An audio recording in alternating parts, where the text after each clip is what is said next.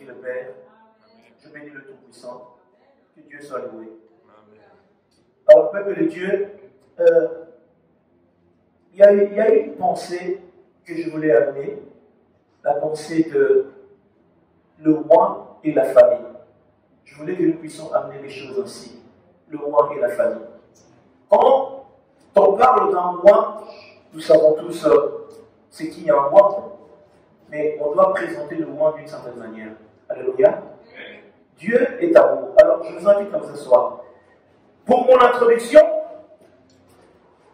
notre thème, c'est le roi de Dieu et la famille. Le roi de Dieu et la famille.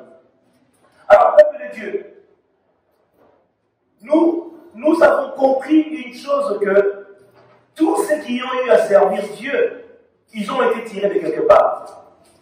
On ne sert pas Dieu seulement parce que nous voulons le servir. Ça n'existe pas. Si nous regardons dans Jérémie chapitre 1er, Dieu dit à Jérémie que je t'avais choisi, je t'avais consacré comme prophète. Depuis le sein maternel, nous sommes nés rois, servantes de Dieu, et nous sommes nés serviteurs de Dieu pour servir. Personne n'est sorti de nulle part. Chacun de nous, on a des origines. C'est la raison pour laquelle Timothée a été appelé par son père, mon fils. Paul appela Timothée comme son fils. Il était le père spirituel de Timothée. Alors, peuple de Dieu, nous avons vu dans l'Ancienne Alliance, Dieu a choisi la personne de qui? De David comme roi. Mais lorsque David a été choisi, vous allez comprendre que David ne pouvait pas se proclamer roi lui-même. Il fallait quoi? Il fallait qu'il y ait un prophète pour venir quoi? Pour l'introduire. Dieu a choisi David, mais il a choisi qui? Il a choisi la personne de Samuel pour venir quoi? Pour venir le consacrer. David, il était roi, et en même temps, il était prophète, et il était quoi? Il était adorateur. Il était vraiment pas dans la sacrificature d'une manière excellente, parce qu'il y avait des sacrificateurs. Mais lui, il était roi, il était prophète en même temps. Peuple de Dieu, nous allons voir que si nous sommes enfants de Dieu, Dieu nous a choisis, il nous connaît. Alors, pourquoi est-ce qu'on commence à appeler quelqu'un roi de Dieu? Pourquoi on dit il est un roi de Dieu? Il est un serviteur de Dieu. Parce que beaucoup dans ce monde, j'ai entendu dire souvent, oh, eux ils se disent des serviteurs de Dieu, nous aussi, c'est bien. Écoutez, on est tous des créatures de Dieu. Ça, il faut le dire, nous sommes tous des créatures de Dieu. Mais il y a des enfants de Dieu et ceux qui sont des créatures de Dieu. Nous sommes tous créés par Dieu. Dieu a façonné l'homme à son image et à sa ressemblance. Et encore, lorsqu'on regarde créer l'homme à son image et à sa ressemblance, on peut arriver à regarder au niveau de l'esprit. Nous ressemblons à Dieu au niveau de l'esprit parce que dans l'apparence comme ça, l'homme est façonné, on a le nez, on a la bouche, ainsi de suite. Mais nous ressemblons à Dieu au niveau de l'esprit. Alors, peuple de Dieu, lorsque David devait être appelé roi, quelqu'un est venu, la personne de Samuel, la sélection s'est manifestée là. Dieu a choisi qui? A choisi David. Mais on est venu faire cet acte, on est venu frotter de l'huile sur lui. On l'a oint. Dans cette thématique, aujourd'hui, nous regardons un homme de Dieu, c'est un homme qui est quoi? Qui est consacré. Une servante de Dieu, c'est une femme qui est quoi? Qui est consacrée. Aujourd'hui, lorsqu'il y a des diacres, on doit les consacrer à la tâche. Les apôtres l'ont fait dans Actes des Apôtres. Lorsqu'ils ont choisi le diacre et les diaconesses, ils ont été quoi? Ils ont été consacrés à la chose. Donc, on viendra dire quoi? Que lorsqu'un roi a été appelé à la tâche, on doit l'introduire. On doit introduire la personne pour la tâche et pour la mission à laquelle Dieu l'a appelé. Alors, peuple de Dieu, lorsque Dieu a appelé, il donne la provision. La provision dans la vie d'un roi de Dieu, il y a les dons de l'esprit qui sont manifestés pour faire l'œuvre et la mission que Dieu l'a appelé à faire sur la terre. Écoutez, peuple de Dieu, on a le 9 dons spirituels. Dieu, dans chaque mission, dans chaque tâche, il donne à chacun de nous une portion de l'onction qui va nous aider à accomplir la tâche ou la mission qu'il nous a appelés à accomplir sur la terre. Mais le problème vient comment? Pour pouvoir alimenter la chose, pour commencer la tâche et même la mission, on doit être consacré afin de commencer la mission que Dieu nous a appelée. Écoutez, Christ qui est Dieu lui-même, pendant tous ces temps, il était envoyé en mission. Mais il a commencé la tâche lorsque il est allé au Jourdain, il a reçu son baptême et il a commencé l'œuvre de la mission. Cependant, la Bible n'a pas mentionné que le Seigneur faisait bien des choses, il faisait bien des miracles dans son jeune âge. Mais la mission telle qu'elle a commencé, et nous connaissons bien l'histoire, le premier miracle, c'était quoi? Il a changé l'eau en vin. Vous êtes d'accord avec moi? Et nous regardons qu'il y a eu, on dit le premier miracle, mais il y a des seuls miracles quand il était jeune, il manifestait, ça n'a pas été mentionné. Écoutez, peuple de Dieu, qu'est-ce que je vais dire par là? Qu'est-ce que je vais dire par là?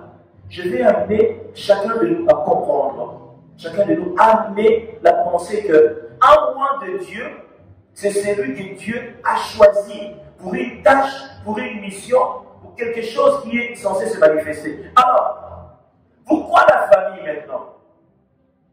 Dieu a choisi un roi, un serviteur pour le servir.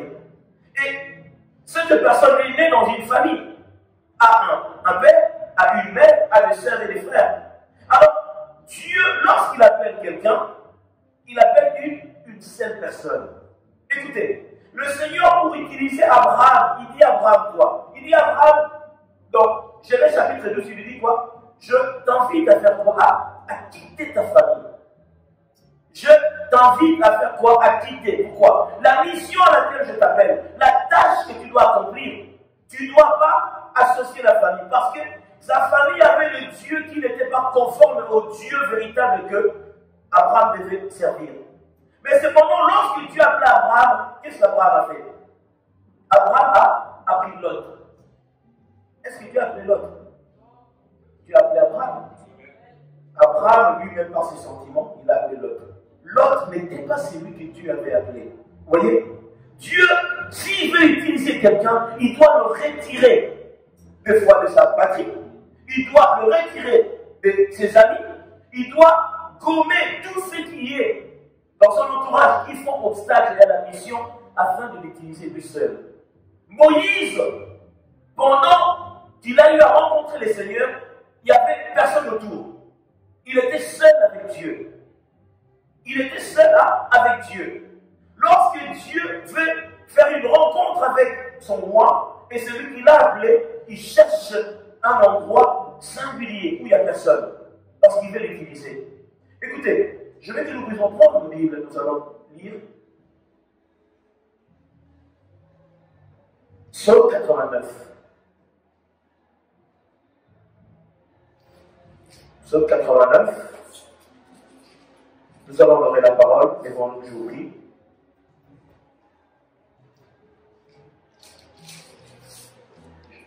Psaume 89, je commence à partir de 20. La Bible dit: alors tu parlas dans une vision à ton bien-aimé, et tu dis: j'ai prêté mon secours à un héros, je l'ai élevé du milieu du peuple, un jeune homme, je trouvais David, mon serviteur. Je l'ai moi de mon huile sainte.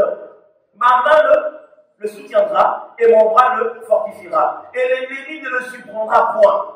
Dieu a prêté un secours. Dans son choix, dans sa sélection, il s'est choisi son roi David. Il dit qu'il y aura un secours par rapport à mon roi. Il a dit l'ennemi ne le surprendra point. Dieu, dans sa sélection, dans son choix, il prend, il choisit et il voit pour la tâche, pour la mission. Et il dit clairement que lorsque tu me serviras, l'ennemi ne peut pas te surprendre. Peuple de Dieu, Dieu a fait toutes choses pour que nous puissions manifester sa volonté sur la terre, surtout ses serviteurs et ses rois. Mais la problématique, c'est quoi? C'est que la tâche qu'il nous a appelé à faire est une tâche qui est combattue. Le combat est là. C'est pour ça qu'il dit que l'ennemi ne te surprendra point. L'ennemi peut s'élever contre toi, mais il ne pourra rien faire contre toi. Lorsque nous voyons quelqu'un, il y a cet ustensile, un support qu'on prend comme l'huile. Et c'est l'huile qu'on appelle l'huile d'onction. On reprend l'onction sur la personne qui est loin, et cette onction va l'accompagner tout au long de sa tâche et de son ministère, afin qu'il accomplisse la mission que Dieu lui a donnée. Et lorsque Dieu a oint cette personne, il a mis cette personne à part. Souvent dans nos familles, nous croyons que la personne choisie, s'il est ton frère, il s'appelle les gens, il est Jean. Non. Dieu, on dit ce sont que des titres. Non. Dieu, pour distinguer ses serviteurs, on appelait le roi David. On ne disait pas David, on disait roi David. Quelqu'un, lorsqu'il est devenu pasteur, il est pasteur. Lorsqu'il est un évangéliste, il est évangéliste. Lorsque quelqu'un est prophétesse, elle est prophétesse. On ne peut pas dissocier le titre que Dieu a donné à la personne. Aujourd'hui, dans nos familles, certains pensent que nous sommes tous pareils. Oh non. Oh, Dieu, qu'est-ce qu'il croit? Mais non. C'est pour cela, beaucoup sont maudits à cause de quoi? De la grâce que Dieu a mis dans la personne que vous ne considérez pas. Beaucoup, la bénédiction est en train de quoi? De les échapper, parce que le roi de Dieu marche avec la thématique de Genèse chapitre 12. Dieu dit, celui qui te bénit sera béni, celui qui te maudit sera maudit. Dieu, il est juste. Je vous invite à vous asseoir. Dieu, il est juste, c'est que c'est lui qui l'a béni, il est porteur de la bénédiction. Il marche avec la bénédiction. Il a reçu la mission de guérir. La Bible dit quoi? Que vous recevrez une puissance. Actes des Apôtres, chapitre 1er, le verset 8. Vous recevrez une puissance. Vous serez loin. Le Saint-Esprit surviendra sur vous et vous serez mes témoins. Pour que tu sois un témoin, Dieu commence à te loindre d'abord. Il te donne l'onction, il te donne la puissance. Il y a de ce baptême de l'Esprit, que le Saint-Esprit rencontre quelqu'un, il n'est pas forcément pasteur, il n'est pas forcément prophète, il n'est pas forcément docteur, mais le Saint-Esprit a au moins cette personne, et il fait de cette personne un disciple, pour aller faire la volonté de Dieu, pour manifester la gloire de Dieu, pour prêcher son évangile, sa parole. Il fait grâce à qui il veut, il fait miséricorde, il fait miséricorde. Mais cependant, à loin de Dieu, sa mission est une mission qui se distingue et qui se diffère au peuple de Dieu. Moïse, lorsqu'il a été choisi, Dieu a établi Moïse. Pourquoi? Pour conduire son peuple. Dieu a choisi une seule personne pour accomplir une mission. Nous connaissons l'histoire. Exode chapitre 3, 4, ainsi de suite. Moïse avait du mal à accepter la mission parce qu'il se sentait incapable. Dieu choisit, il établit et il envoie. Il choisit, il établit et il envoie. Et c'est lui qui a reçu le mandat de Dieu. C'est pour cela la parole de Dieu vient carrément associer ce qui a été dit. Il a dit quoi? Ne touchez pas à mes loin et ne faites pas du mal à mes serviteurs. Ça, beaucoup le répètent, beaucoup osent parler ainsi. Or, quand on leur parle, ils disent ne touchez pas à mes loin et tout. Mais c'est une parole véritable. Dieu parle sur le plan spirituel et sur le plan physique. Celui qui parle en mal de servant ou serviteur de Dieu, il reçoit la rétribution de cela. Celui qui bénit, il sera béni. Ça veut dire que Dieu ne veut pas que ses lois soient quoi? Soient salis ou détruits. Du moins, s'ils ont commis une faute, il faut qu'ils soient bénis. Qui es-tu pour juger mon serviteur? Moi-même, l'Éternel des armées, je jugerai mon serviteur. Parce que les serviteurs de Dieu, ils ont une rétribution qui est plus grave que tout le monde. Dieu le jugera encore plus. Toi, tu ne peux pas commencer à juger un roi de Dieu. Tu passes à côté. Dieu le jugera encore plus. Qu'est-ce que toi, tu peux faire un roi de Dieu? Non. Tu peux le réprimander, d'accord, mais tu ne peux pas le juger. Oui, homme spirituel devient juge de tout. Mais un roi de Dieu, il est à part. Il est à part. La mission qu'il a reçue, c'est déjà un jugement. Quelqu'un comprend ou pas? La mission même que Dieu lui a donnée, c'est déjà, c'est plus que tout. C'est un grand jugement. Si il ne réussit pas ça, il est jugé. S'il a accompli la mission, il est béni. Rien que ça, il est déjà jugé l'homme de Dieu lui-même. Comment tu peux le juger? Comment peux-tu maudire celui que Dieu a béni? Comment peux-tu bénir ou maudire celui que Dieu a béni? Ça veut dire que tu ne peux pas faire ce que Dieu lui-même est capable de faire. Peuple de Dieu, j'aimerais que nous prenions un texte vraiment très important, ce texte. Je voulais voulu que nous puissions le lire. Alléluia. Je suis dans Matthieu chapitre 13 pour amener une pensée que le peuple de Dieu puisse profiter. D'ailleurs, je pense que même ceux qui sont en direct peuvent prendre part à cela. Je suis dans Matthieu chapitre 13.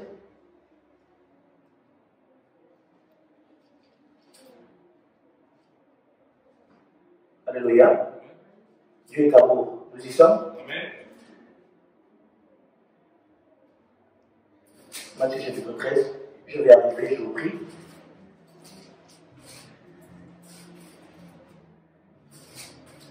Le problème, c'est quoi? C'est que l'Église, voilà, nous y sommes. Nous commençons à partir de 53. Alléluia. Alors, lisons la parole. La Bible dit, lorsque Jésus eut achevé ses paraboles, il partit de là, s'étant rendu dans sa patrie, et il enseignait dans la synagogue, et de sorte que ceux qui l'entendirent étaient quoi? Étaient étonnés. Et disaient, d'où lui viennent cette sagesse et ce miracle? Écoutez, d'où lui viennent cette sagesse et ce miracle? Pourquoi? Ils ont dit qu'il était dans sa patrie. Il était dans sa patrie. Nous y sommes, peuple de Dieu. Alors, n'est-ce pas le fils du charpentier? N'est-ce pas Marie qui est sa mère? Jacques, Joseph, Simon et Jude ne sont-ils pas ses frères? Et ses sœurs ne sont-elles pas toutes parmi nous? D'où lui viennent donc toutes ces choses? Et il était revenu auxquels ont des chutes. Mais Jésus leur dit, un prophète n'est méprisé que dans sa patrie et dans sa maison. Et il ne fut pas beaucoup de miracles dans ces lieux à cause de leur incrédulité. Je vais donner cette pensée. Écoutez, peuple de Dieu, vous remarquerez que Jésus-Christ, nous disons Jésus-Christ, je vois Jésus, homme de chair, et l'esprit du Christ, l'esprit christique qui était dans Jésus-Christ, lorsque nous disons Jésus-Christ de Nazareth, Jésus-Christ de Nazareth, moi je ne dirais pas Jésus-Christ de Nazareth, parce que l'esprit christique qui était en Jésus n'était plus de Nazareth. Ils étaient dans l'incrédulité à tel point que ils se sont référés à ces Jésus-là, jeunes, grandissants, marchant peut-être pieds nus. Ses frères ne sont pas Jules et Jacques, ce sont pas. Vous voyez la thématique de l'homme, l'incrédulité. Mais le miracle est venu dans leur patrie. Pas le fils qui est grandi dans votre quartier. Pas celui qui a mangé le pain avec toi. Pas la sœur de Janine ou de Jacques, je ne sais pas comment. Mais la solution du miracle est venue. Mais eux, ils le voyaient comme le fils de Nazareth. Moi, je vous dis, c'est lui qui était venu, il n'était pas de Nazareth. Il n'était pas de Nazareth. Il venait de cieux. Il était de cieux. Mais quand ils se sont référés de ces Jésus qu'ils ont vu grandir, ils ont raté la grâce. La Bible dit Jésus-Christ n'a pas fait beaucoup de miracles dans ce lieu. Parce que les gens de Nazareth voyaient Christ comme qui? Comme l'enfant de leur quartier. C'est la raison pour laquelle dans nos familles, beaucoup ne recevront jamais la grâce et la faveur de Dieu. Pourquoi? Ils ont la lecture, c'est mon petit frère, c'est ma soeur, voilà. Lui d'ailleurs, je suis son aîné. Écoutez, dans les choses de Dieu, il n'y a pas la famille. Hein? Dans les choses de Dieu, il n'y a pas la famille. Jésus, lorsque le miracle de Cana se faisait, Marie est venue lui demander de faire un miracle. Il a osé parler à celle qu'il a porté 9 mois dans le ventre. Il a dit, femme, qu'y a-t-il entre toi et moi? Qu'y a-t-il? Mais la mère qu'il a mis au monde. Pourquoi? En ces temps-là, il n'y avait pas besoin de maman et papa. On est venu le voir en disant, écoute, tes frères, tes sœurs et ta mère sont dehors. Il a dit qui? Ma famille, c'est ceux qui croient, ceux qui écoutent la parole de Dieu. Même il dit, au ciel, il n'y a pas question de mon frère, ma mère, ma tante. Ça n'existe pas. Au ciel, c'est tu as gagné le salut, tu rencontreras le Père. Ce n'est pas, ah, ma mère priait beaucoup, ma soeur priait moi, je trouverai la grâce. Non, chacun recevra sa rétribution selon le modèle qu'il a vécu sur la terre. Dieu lui-même qui a bâti la famille, mais il sait que nos familles deviennent comme une pierre d'achoppement pour nous. Un prophète est méprisé dans sa propre famille. Un prophète est quoi? Est méprisé dans sa propre famille. Matthieu chapitre 10. Nous pourrions le lire. Alléluia. Qu'est-ce que la Bible nous dit? Matthieu chapitre 10. Nous commençons à partir de 34.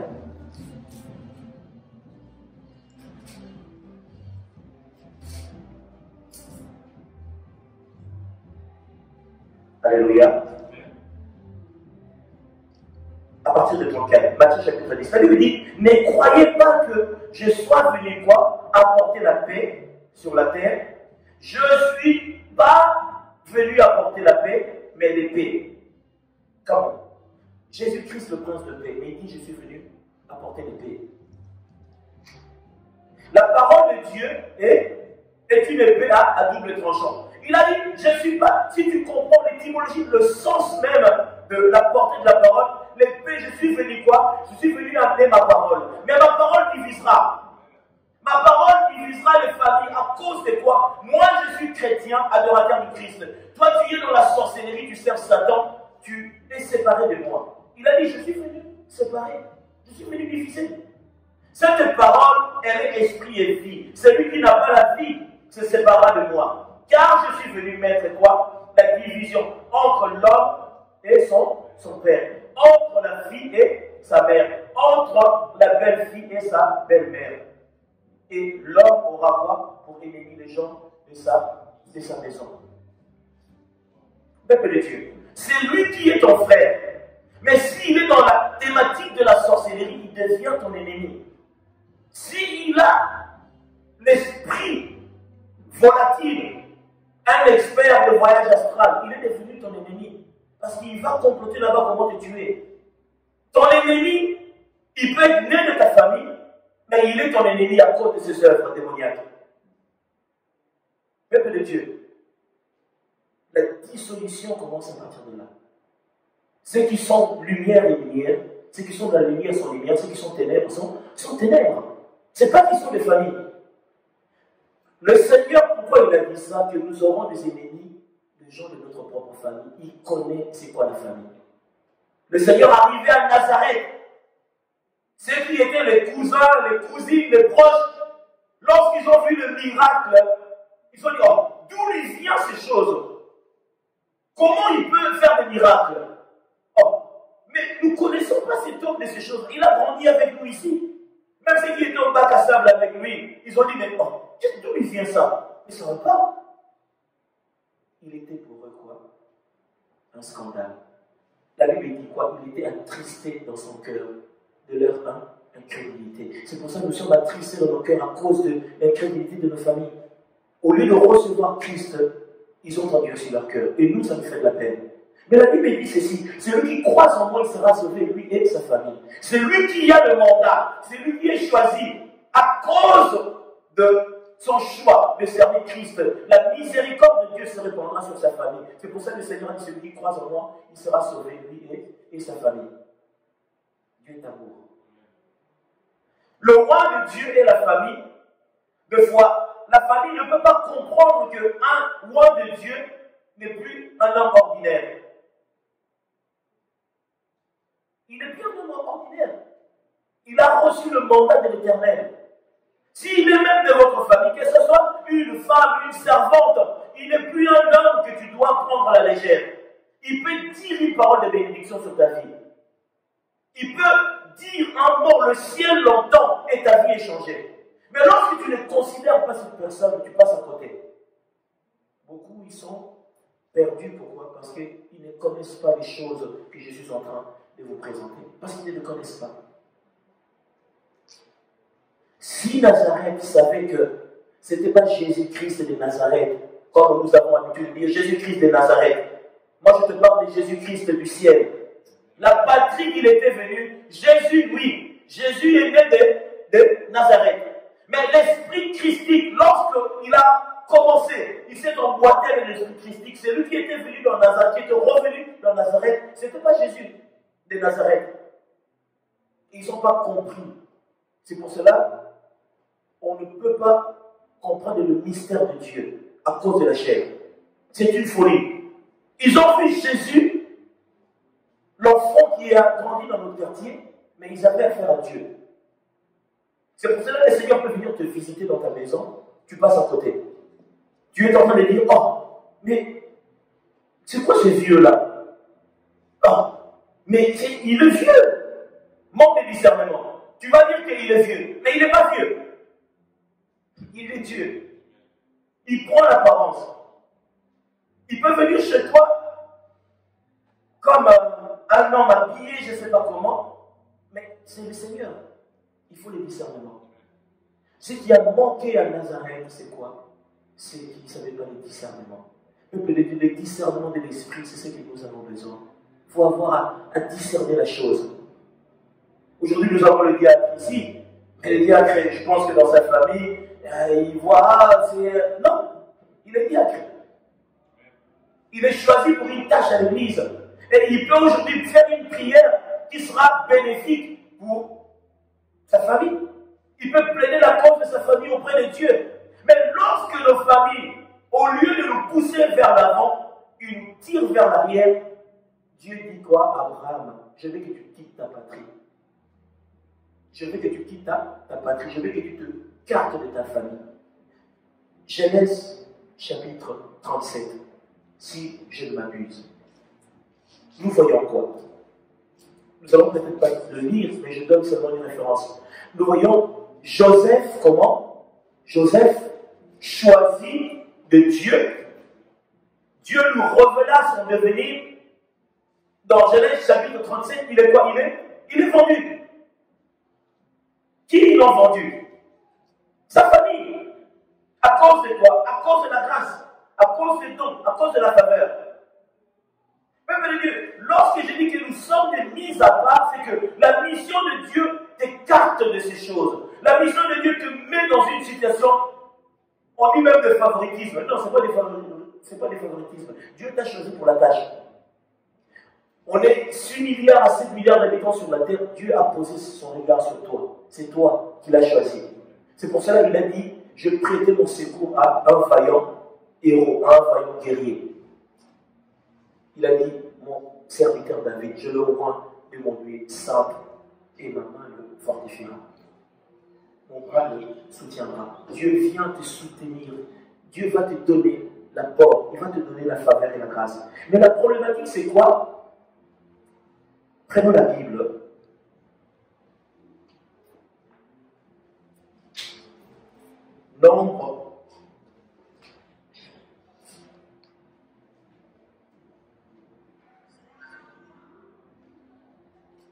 Nombre chapitre 12.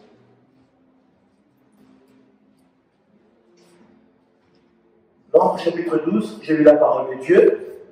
Marie et Aaron parlèrent contre Moïse au sujet de la femme éthiopienne qu'il avait prise. Car il avait pris une femme éthiopienne, ils dirent, est-ce seulement par Moïse que l'Éternel parle? N'est-ce pas aussi par nous qu'il parle? Et l'Éternel l'a entendu. Or, Moïse était un homme fort, patient, plus qu'un homme sur la face de la terre. Alléluia. Écoutez, la Bible nous dit ici que le choix de Dieu, quand on parle de Marie et on parle d'Aaron, ils ne sont pas des étrangers, ils sont qui? De la famille de Moïse. Marie était la sœur de Moïse. C'était de la famille de Moïse. Mais ils n'ont pas compris la portée de qui était Moïse. Je te parle à vous aussi, servant, serviteur. Dans ta famille, il en sera ainsi. Quelqu'un peut venir parler, mais il ne sait pas que tu es loin de Dieu. Tu es choisi de Dieu. Il faut mesurer la parole que tu diras à qui? À celle ou celui qui est au service de Dieu. Il faut faire attention. Il faut faire attention. Écoutez, peuple de Dieu. La Bible nous dit qu'ils ont fait une remarque. Je ne sais pas quelle raison les a amenés à dire pourquoi ils n'étaient pas d'accord que la femme éthiopienne soit prise comme épouse. Je ne sais pas pourquoi. La Bible ne l'a pas mentionné. Mais ils n'étaient pas d'accord. Mais ils ont été ramenés maintenant la mission de Moïse. Est-ce que Dieu parle seulement à Moïse? Moi aussi, je ne suis pas une prophétesse. Aaron n'est pas aussi prophète de Dieu, serviteur de Dieu.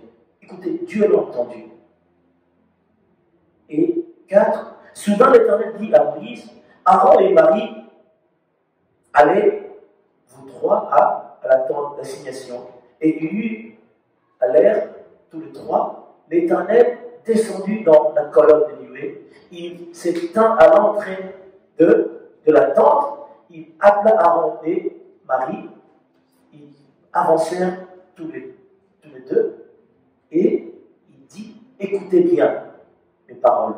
Lorsqu'il y aura parmi vous un prophète dans une vision que moi l'Éternel, je le révélerai à lui, c'est dans un songe que je vous parlerai. Il n'en est pas ainsi à mon serviteur Moïse. Nous y sommes. Il est fidèle dans tout ça, dans toute ma maison. Nous y sommes. Je lui parle bouche à bouche, peuple de Dieu. Depuis que le monde est monde, depuis que l'humanité était l'humanité, depuis que la parole de Dieu a été mentionnée, ici Dieu dit qu'il parle avec un homme bouche à bouche. Ce n'est pas par intermédiaire ou par la voix spirituelle, non. Il lui parle comme je vous parle maintenant, on échange.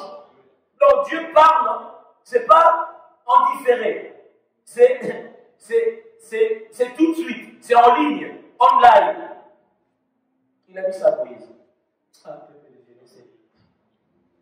Donc, c'est pour leur dire que la personne que vous êtes en train de voir, mais moi je le considère, je le vois de cette thématique. Pourquoi? Parce qu'ils étaient de sa famille.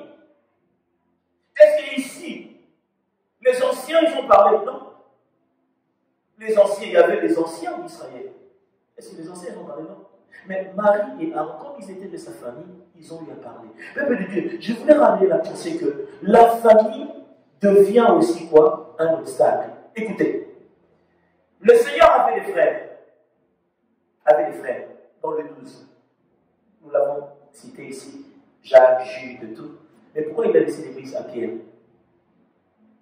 Est-ce que nous y sommes?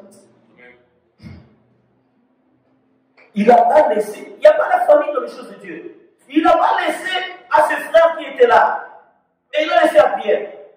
Et lorsque nous regardons, il dit quoi? Sur toi, Pierre, le roc que je bâtirai mon église. Et le port de ce jour des morts d'être il lui a donné la clé.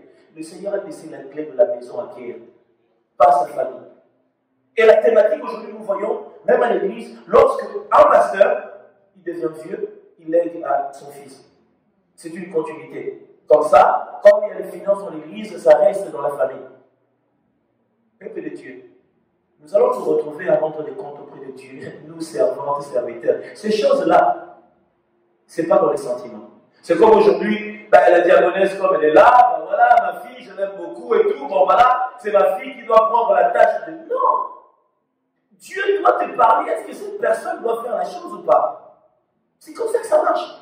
Moi aujourd'hui, comme je suis là, bon, il y a l'un de mes frères qui vient là, bon voilà, comme c'est question d'argent, bon je dis voilà, bon mon frère il sera établi pasteur ici, et les diacres vont s'élever, on dit mais ça ne va pas, mais qu'est-ce qu'il dit? Il y a où il y a les dislocations de l'église, séparation, à cause de quoi? De l'argent. Lorsqu'on établit un fils, c'est quoi? C'est pour l'argent. Ce n'est pas pour la mission de l'esprit, c'est pour l'argent. Parce que comme le corps du Christ engage beaucoup de monnaie, alors il faut que ça reste dans la famille. Peuple de Dieu, Pierre n'était pas issu de la famille du Seigneur. Pourquoi ses frères n'ont pas été choisis? Parce que lorsque c'est la famille, ça devient comme un royaume des hommes où on commence à disloquer la mission de Dieu. Il y a les intérêts des familles qui commencent à primer. L'argent, lorsque ça vient, il y a des intérêts privés personnels. Et Dieu ne veut pas de ça. Dieu veut, lorsque le pasteur n'est pas là, quelqu'un d'autre, choisi par le Saint-Esprit, qui va prendre la place. Il en était ainsi. Lorsqu'il était question de choix de David, Samuel est venu. Il y avait beaucoup de ses frères de David. Dieu a choisi un homme que eux-mêmes dans leur pensée, ils ne s'attendaient même pas. Même certains dans l'église peuvent ne pas être d'accord. Mais si Dieu a dit que c'est celui-là qui doit conduire, il connaît son cœur. Dieu voit le cœur, comment la personne doit bâtir. Peuple de Dieu, les choses de famille deviennent quoi? Devient un poison même pour le corps de Christ. Les choses de famille deviennent compliquées pour la vie de l'église et ça devient dangereux. Le Seigneur attend pas de nous que nous soyons une famille des intérêts, mais le Seigneur attend de nous que nous soyons une famille d'amour. Que je me soucie de mon frère, je me soucie de ma soeur, mais pas issu de ma famille. Lorsque nous sommes à l'église, que tu vois d'abord tes enfants, tes frères, tes sœurs, tu ne fais pas l'œuvre de Dieu. Christ est allé auprès des gens qui ne le connaissaient même pas, mais il les a appelés sa famille. Et pourtant sa famille est venue, il a dit non, moi je ne vous connais pas. Je connais ceux qui quoi? Ceux qui écoutent la parole de mon Père. Ce sont ceux-là ma famille. Pourquoi? Il a ramené la pensée des choses célestes. Au ciel, nous sommes de la même famille de ceux qui ont quoi? De ceux qui ont pris la parole de Dieu, ils ont pratiqué cela. Pas ceux qui ont été quelconques. Est-ce que nous sommes? Que Dieu nous bénisse. Il a dit quoi que il est celui qui parle bouche à bouche et je me révèle à lui sans énigme. Sans énigme. Et il voit une représentation de l'Éternel. Pourquoi donc n'avez-vous pas craint de parler contre mon serviteur, contre Moïse? Et la Bible dit la colère de l'Éternel s'enflamma contre eux et il s'en alla. Nous lirons la suite à la maison s'il faut. Que Marie a été frappée de la lèpre blanche. Dieu l'a frappée à cause de qui? De Moïse. Peuple de Dieu. Vous savez que beaucoup dans nos familles, ils seront privés de certaines choses dans leur vie parce qu'ils ne te considèrent pas. Je parle de servantes et serviteurs de Dieu ici parce qu'ils ne te considèrent pas. La Bible est claire. Lorsque tu es dans une famille et que quelqu'un, au lieu de t'appeler même, surtout s'il est dans l'église, il va dans l'église, mais au lieu de t'appeler dans le titre que tu as, mais pour te mépriser, il te parle ou il t'appelle d'une certaine manière, il rentre dans la malédiction. Il est en train de mépriser la chose de Dieu en toi. Et Dieu ne veut pas de ça. Dieu a dit que tu es diaconesse, tu es prophète, tu es évangéliste, et tu vas dans ta famille, ils savent cela, mais ils t'appellent, oh, ça va Jean? Tu vas bien Martin? Ah mais non. Là vous faites exprès, vous savez mais pourquoi vous faites ça? Pourquoi? Il montre clairement qu'il ne considère pas la personne que tu es. La chose que tu as de Dieu, il ne le considère pas. Et comment veux-tu que ces gens-là soient bénis? Pour embellir la chose, il y en a au pasteur, il commence à ramener des phrases ou des mots pour faire comme ci, comme cela. Mais pour dire, pasteur, ils ont du mal. Peuple de Dieu, vous savez quoi? Ceux qui ont méprisé ces choses, ils ont été animés par des démons. Le Seigneur a voulu que ça soit ici pour égarer leur intelligence. Et un jour, chacun de nous sera amené à représenter les choses telles que Dieu attend de lui. Mais peuple de Dieu, pourquoi Dieu a dit ne touchez pas ta mémoire? 1 Chroniques chapitre 16, 22. Pourquoi Dieu a dit ne touchez pas ta mémoire? Pourquoi d'ailleurs cette phrase a été mentionnée? Il a dit ne touchez pas à mémoire. On est là, mais il a dit ne touchez pas à mémoire. Parce que, à moins de Dieu, c'est celui que Dieu a mis de l'importance, a mis de l'amour, a mis tout ce qu'il fallait dans la vie de cette personne. Donc, Psaume 105, 15 plutôt. Psaume 105, 15. Dieu l'a choisi. Mais pour que l'image de cette personne ne soit pas salie, que les hommes ne parlent pas en mal sur cette personne, il a dit, je ne veux pas que vous touchiez à mes serviteurs. Laissez-moi même être juge et maître de leur vie. Laissez-moi les blâmer s'il le faut. Alléluia. La Bible dit, ne touchez pas à mes rois et ne faites pas de mal à mes prophètes. Ne faites pas de mal à mes prophètes. Ici, on disait prophète. Pourquoi? Nous étions dans l'ancienne alliance. Les ministères, les 5 ministères n'étaient pas encore rentrés en vigueur. Mais lorsqu'on dit ne touchez pas à mes prophètes, j'associe pasteur, évangéliste, tout ce qui est dans le corps de Christ, serviteurs et servantes, diaconesse, diacre. Dieu ne veut pas que tu puisses quoi? Le combattre. Si tu le combats, tu combats Dieu à travers ces personnes. Le Seigneur attend que chacun de nous puissions nous mettre à la place qu'il a choisie pour nous. Pourquoi? Car quiconque fait l'œuvre de Dieu doit marcher selon le modèle de Dieu. Quiconque fait l'œuvre de Dieu, s'il ne marche pas selon le modèle de Dieu, le jugement c'est auprès de Dieu. Dieu jugera cette personne. Écoutez, toutes les choses que nous faisons ici, contrairement à la volonté de Dieu, Dieu va nous juger. Je vous dis la vérité, le jugement de Dieu est clair et net. Dieu nous jugera. Mais laisse Dieu le juger. Le jugement de Dieu est encore plus dramatique que ce que toi tu peux faire à la personne. Dieu peut le juger d'une manière à lui ôter même la vie s'il le faut. Il peut le faire. Mais cependant, lorsque nous jugeons, nous affaiblissons le corps du Christ. Vous savez qu'aujourd'hui, le corps du Christ est affaibli à cause de ces satanistes pasteurs-là qui sont venus dans le corps du Christ. Quand on commence à les juger, et on juge en même temps ceux qui servent dans la loyauté, et le corps du Christ est affaibli.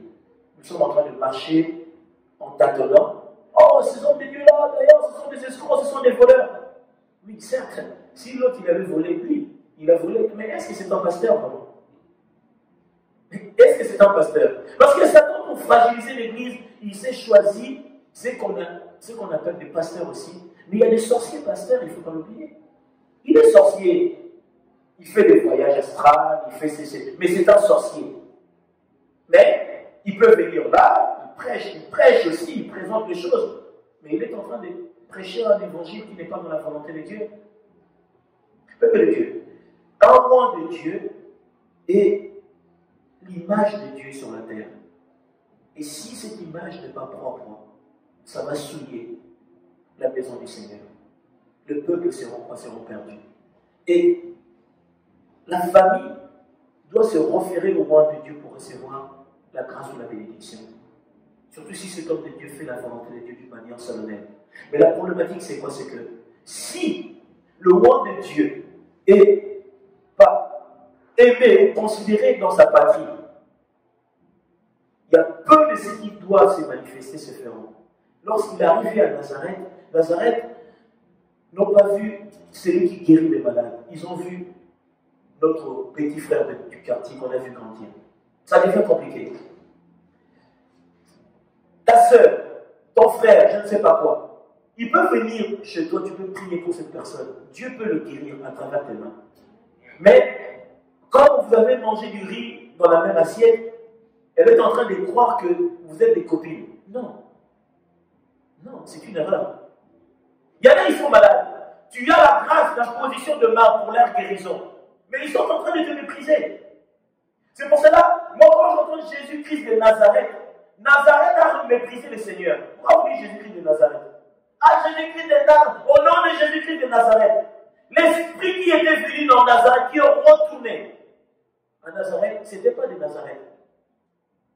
Il a dit, nous sommes dans ces mondes, nous ne sommes pas de ces mondes. Et c'est cet esprit-là qui était venu. Et Nazareth a fait quoi? Ils l'ont dédaigné. C'est lui qui était né dans Nazareth, Jésus. Mais lorsque l'esprit christique, Jésus-Christ, c'était l'esprit de Dieu qui était venu, ils n'ont pas considéré. C'est pour cela que la Bible dit que dans ta patrie, tu seras toujours quoi? Tu seras toujours méprisé. Dans ta maison, tu seras méprisé. Il est très difficile qu'un homme de Dieu soit reçu dans sa propre famille. Très difficile. Tu peux sortir un institut éternel, mais ce ne sera pas reçu de la même manière. Mais va le dire ailleurs, ça aura une portée énorme. Ça aura de l'impact, ça bénira même ces gens-là. Parce qu'ils te voient comme celui qui apporte la solution. Mais à Nazareth, ils l'ont vu comme celui qui était venu, qui a eu déjà habité là. Mais ils ont oublié qu'ils devaient faire à Dieu. Dieu est venu le visiter, mais comme il a pris une apparence, ils l'ont dédaigné. Il faut faire attention. Vous voyez dans la vie, le Seigneur peut venir te visiter, mais tu passes à côté. Tu passes à côté. Dieu peut prendre une apparence au nom de quelqu'un de très sale. Tu passes même, ils sont mauvais. Mais tu te tends là-bas comme ça.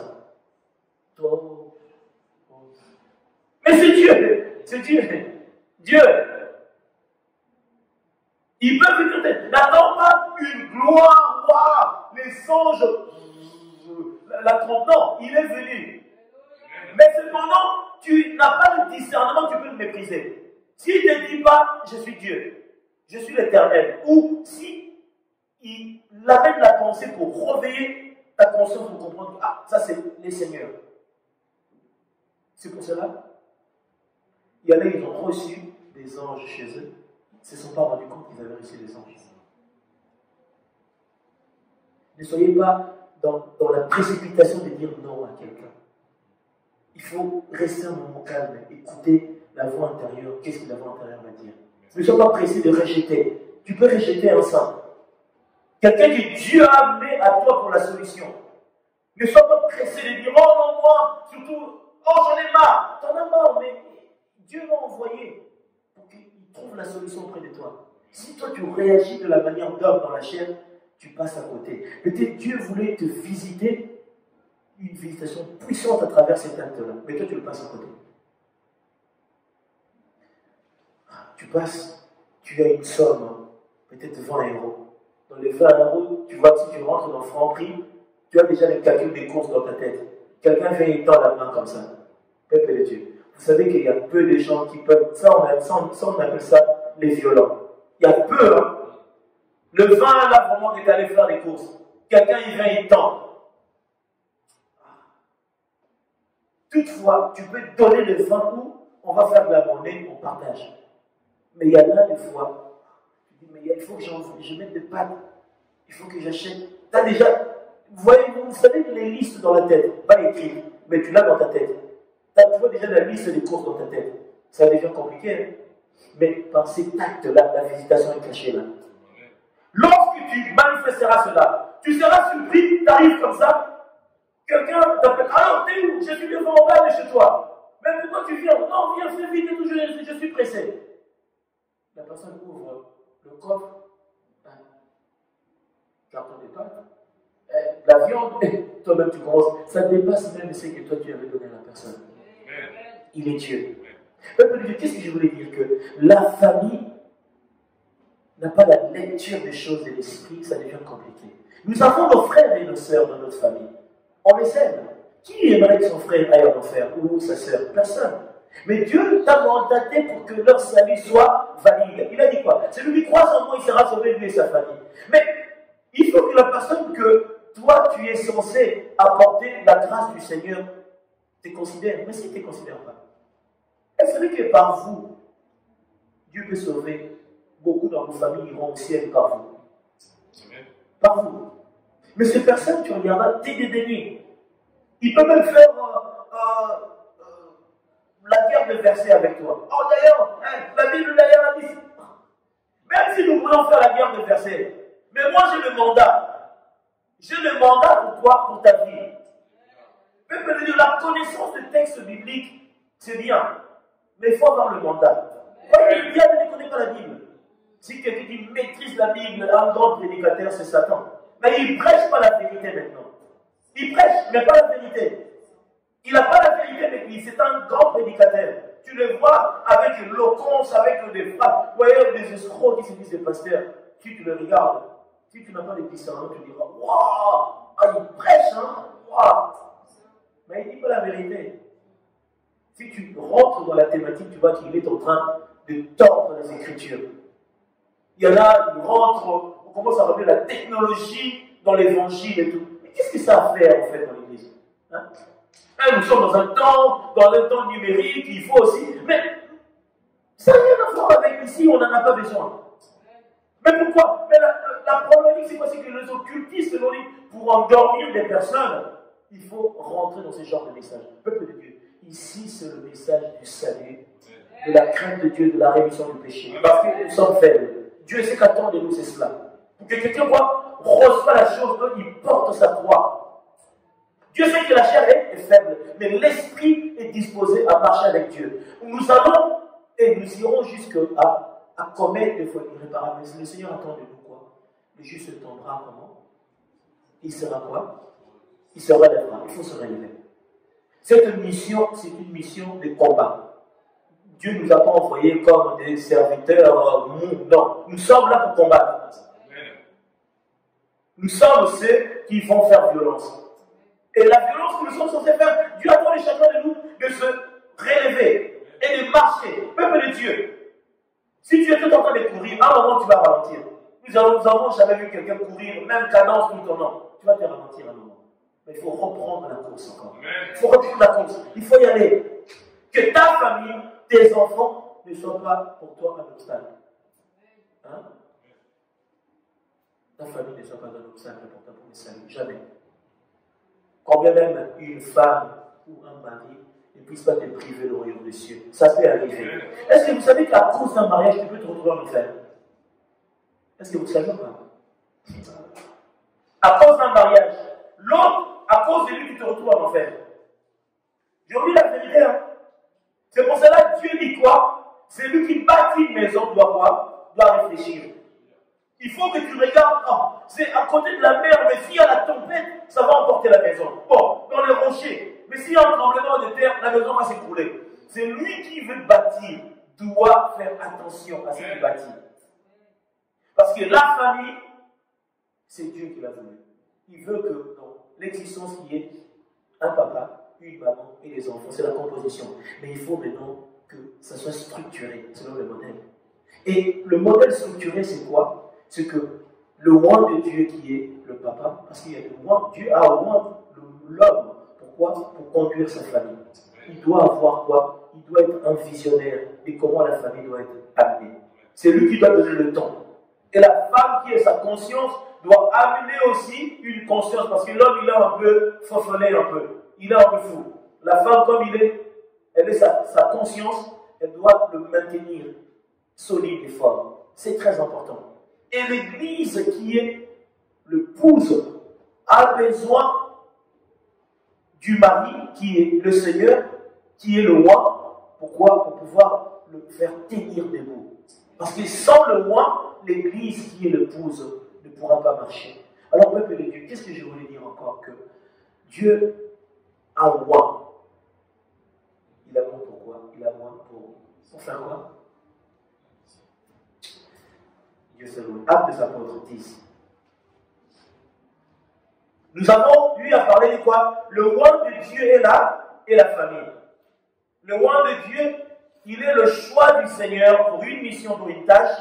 Et Dieu attend de ce roi de Dieu qu'il soit quoi? Qu'il soit un modèle pour sa mission. Actes des Apôtres 10.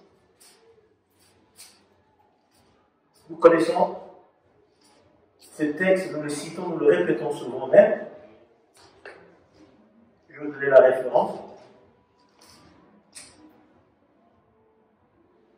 Je commence à partir de 34. Nous pourrions tout lire, mais je commence à partir de 34. La Bible me dit, alors Pierre ouvre la bouche, dit, en vérité, je reconnais que Dieu ne fait point de favoritisme. Mais quand toute nation, c'est lui qui le craint et qui pratique la justice, lui est quoi? Lui est agréable. Il a envoyé la parole aux fils d'Israël en leur annonçant la paix par quoi?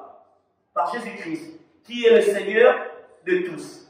Vous savez ce qui est arrivé dans toute la Judée après avoir commencé en Galilée à la suite du baptême de Jean. Jean a prêché. Vous savez comment Dieu a oint du Saint-Esprit et de force Jésus de Nazareth. Alléluia. Qui allait de lieu en lieu, faisant du bien et guérissant quoi? Tous ceux qui étaient sous l'empire du diable. Tous ceux qui étaient sous l'empire du diable, le roi de Dieu avait la mission de quoi? De le retirer des joues de Satan. Beaucoup sont sous l'empire du diable. Nos familles sont sous l'empire du diable. Il faut un roi. Dieu a manqué ta roi. Dieu t'a roi pourquoi? Pour délivrer ta famille de joug de Satan. Quand Christ a été roi, Dieu t'a roi aussi. Alors le monde a été choisi. Pourquoi? Pour demeurer. Mais il faut qu'il y ait des servantes et des serviteurs pour ramener le salut à travers le monde. Peuple de Dieu. C'est pour cela que Dieu a roi des individus. Pourquoi? Pour faire sa mission. Il faut qu'il puisse voir. S'il ne voit pas, s'il n'établit pas ses servantes et ses serviteurs, beaucoup seront sous l'empire du diable. Ils seront sous le joug de Satan. Pour leur empêcher de marcher dans la volonté de Dieu et d'accomplir la mission à laquelle Dieu attend de chacun d'eux. Nous y sommes, peuple de Dieu, car Dieu était avec lui. Il était avec qui? Il était avec Christ. Nous sommes témoins de tout ce qu'il a fait dans le pays de Juifs et à Jérusalem. Ils l'ont tué en le pendant au bois. Dieu l'a ressuscité le 3e jour et il a permis qu'il apparaisse non à tout le peuple, mais aux témoins choisis d'avance par Dieu à nous. Alléluia. Christ, comme nous avons été des témoins, il a apparu à qui? À toi. C'est pour ça que le Seigneur est venu te voir. Il a dit quoi? Tu veux me servir? Si tu veux, viens, suis-moi. Tu veux me servir? Viens, suis-moi. Il a apparu, pas à tout le monde, il a apparu à ceux qu'il a prédestinés, choisis pour la mission. Il les a oints pour les amener à faire la mission sur la terre. Peuple de Dieu, nous ne sommes pas de ceux dont on peut aujourd'hui, oui, on doit nous mépriser, mais nous avons une tâche noble, une mission glorieuse. Servir Dieu, c'est un plaisir. Il faut se réjouir de servir Dieu. Il n'y a pas plus beau cadeau que de servir Dieu. On me dit aujourd'hui quoi, d'être banquier, ça m'intéresse pas. Servir Dieu, il y a de la joie. Il y a de la joie. Parce qu'il n'y a pas plus meilleur qu'être au service du Seigneur. C'est pour cela, lorsque tu sers Dieu, jeune fille, sois dans la joie. Beaucoup sont en train de se perdre. Sers cette personne qui a dit, après m'avoir servi ici, de l'autre côté, mais il y a des choses excellentes que je vis pour toi. Après la joie qu'il te donnera ici, il y a quoi? Il y a le centuple, il y a le multiple, il y a des milliers de choses qui t'attendent de l'autre côté. Parce que tu auras eu à le servir. Dieu commence quoi? À moindre. Il a oint Jésus-Christ, qui était de Nazareth. Mais lorsqu'il est venu chez les Nazaréens, il est arrivé.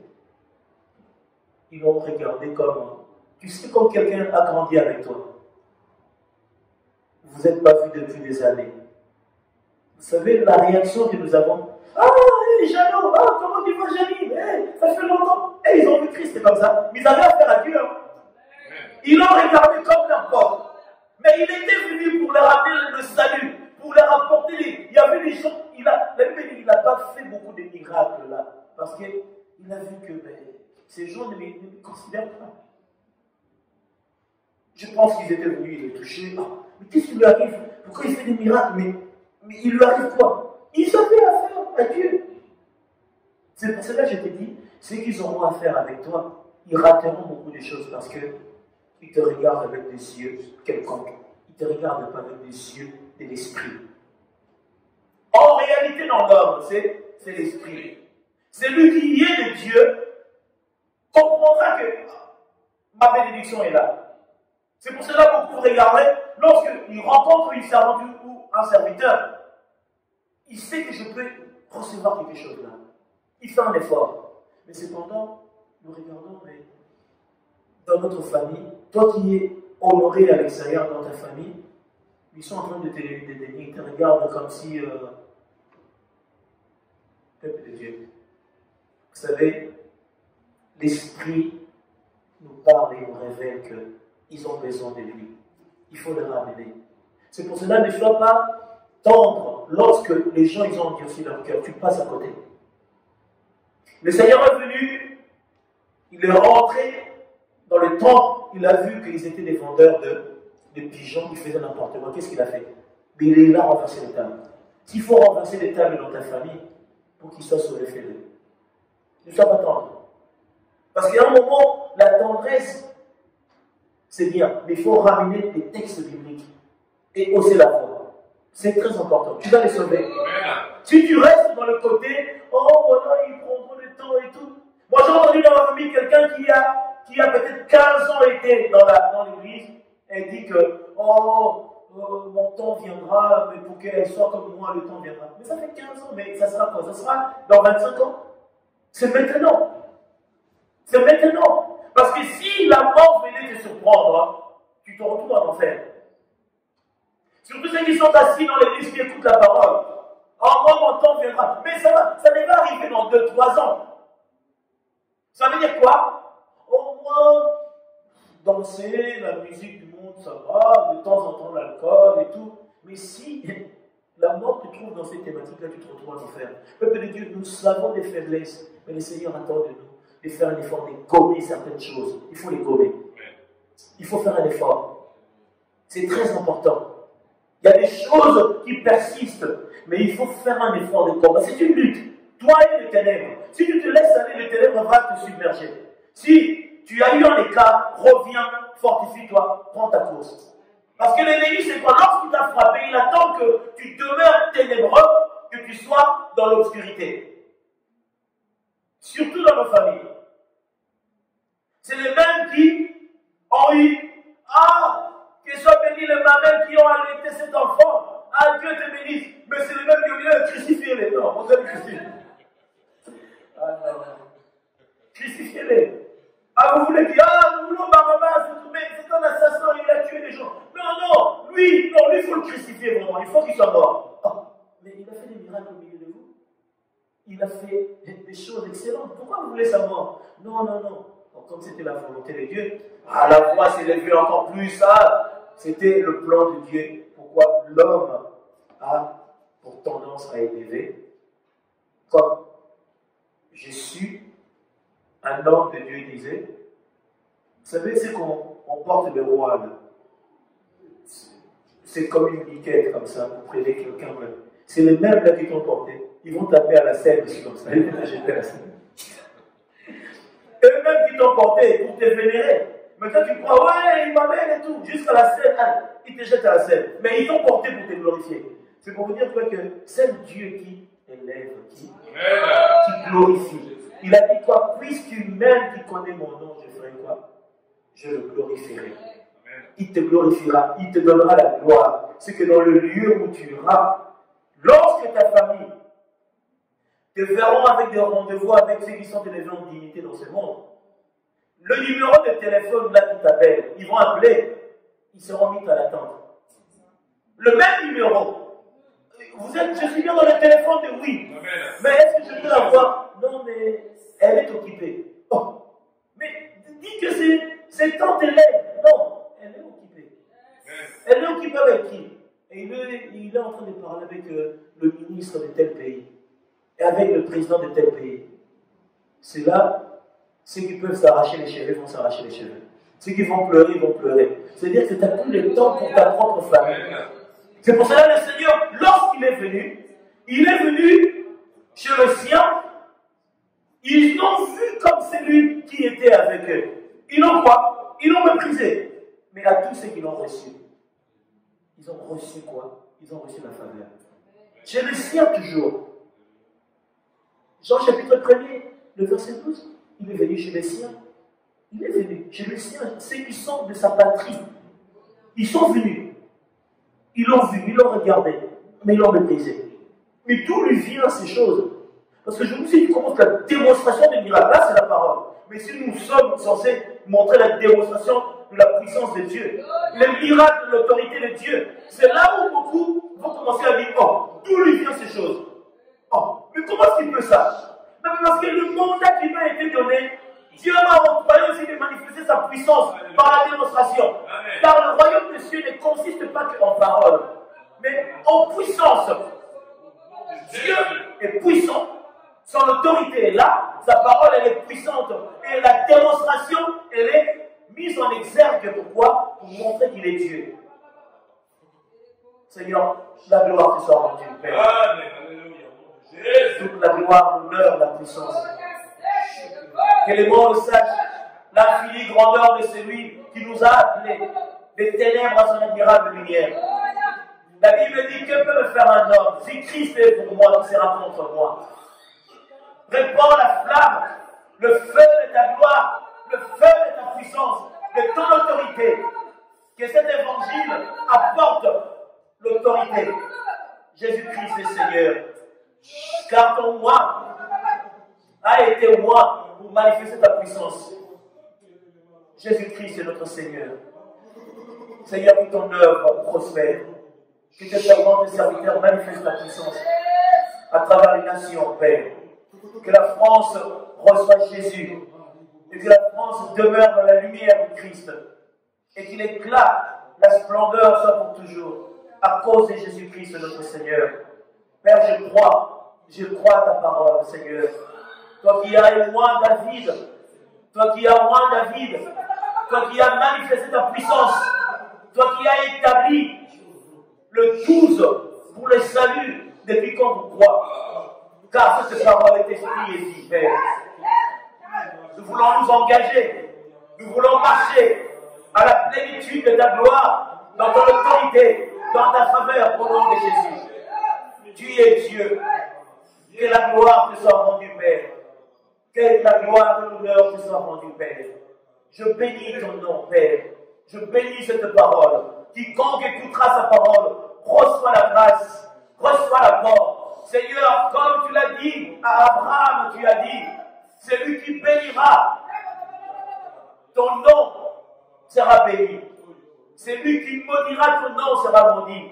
Que tous tes rois, tous tes serviteurs à travers le monde reçoivent la grâce et la faveur dans le nom de Jésus. Nous bénissons les Seigneurs au nom puissant de Jésus. Lève-toi, Église, lève-toi au nom de Jésus. Réclame la faveur et la grâce. C'est lui qui t'a roi, c'est lui qui t'a établi, c'est lui qui t'a appelé, il est le véritable Dieu. Cherche à te connecter à ton Dieu, parce qu'il est esprit et vie. Père Céleste, c'est devant le Saint d'Israël, c'est devant le puissant de Jacob que je lève mes mains, Seigneur. L'agneau de Dieu. L'agneau de Dieu. L'agneau de Dieu. Christ le roi des rois. L'agneau de Dieu qui a été immolé à la croix. L'agneau de Dieu qui est souverainement élevé, qui est puissamment élevé, qui est majestueusement élevé. Glorifie ton nom dans la vie des adorateurs. Glorifie ton nom dans ton église, parce que tu es Dieu. Alléluia. Gloire à toi, Seigneur. Alléluia.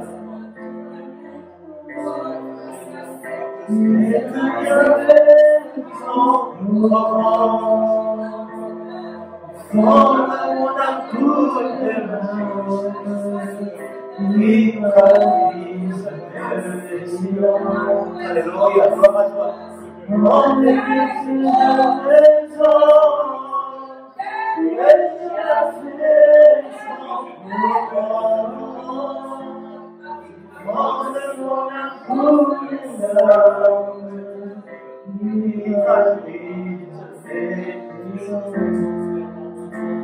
Ma vie soit une fleur, un parfum pour moi, Seigneur. Ma vie soit une fleur,